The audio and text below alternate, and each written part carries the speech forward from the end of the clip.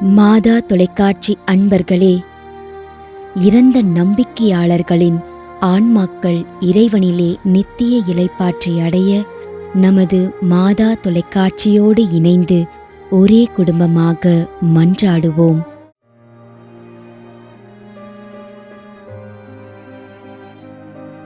திரு சவரியப்பன்,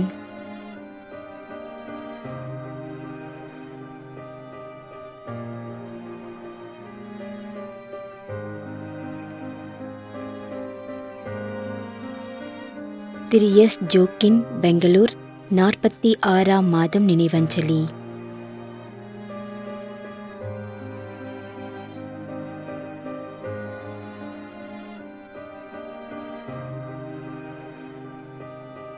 தம்புராஜ், 3ஆம் ஆண்டு நினைவஞ்சலி.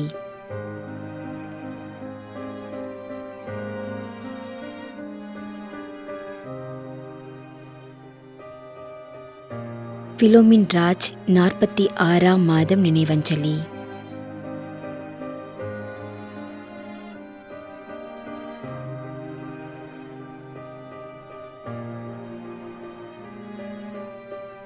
திரு மரிய பிரகாசம், இலத்தகிரி, 50ஆம் ஆண்டு நினைவஞ்சலி.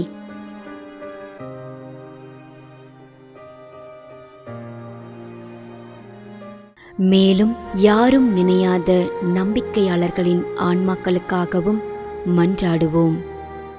தந்தை, மகன், தூய ஆவியாரின் பெயராலே ஆமென். ஆண்டவருடைய பெயராலே நமக்கு உதவி உண்டு. விண்ணையும் மண்ணையும் படைத்தவர் அவரே. திருவெளிப்பாட்டு நூலிலிருந்து வாசகம்.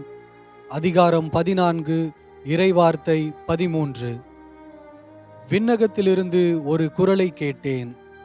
இது முதல் ஆண்டவரோடு இணைந்த நிலையில் இறப்போர் பேறு பெற்றோர் என எழுது என்று அது ஒலித்தது. அதற்கு தூய ஆவியார், ஆம், அவர்கள் தங்கள் உழைப்பிலிருந்து ஓய்வு பெறுவார்கள், ஏனெனில் அவர்களின் செயல்கள் அவர்களை பின்தொடரும் என்று கூறினார். ஆண்டவரின் அருள்வாக்கு. இறைவனுக்கு நன்றி.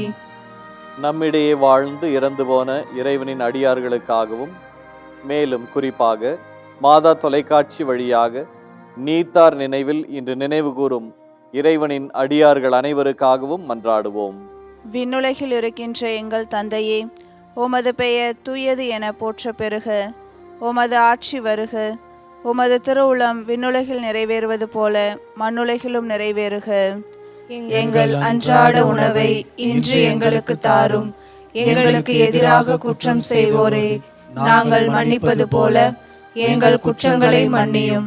எங்களை சோதனைக்கு உட்படுத்தாதேயும், தீமையிலிருந்து எங்களை விடுவித்தருளும். ஆமென். மன்றாடுவோமாக. இறைவா, இரக்கம் காட்டுவதும் மன்னிப்பளிப்பதும் உமது இயல்பு.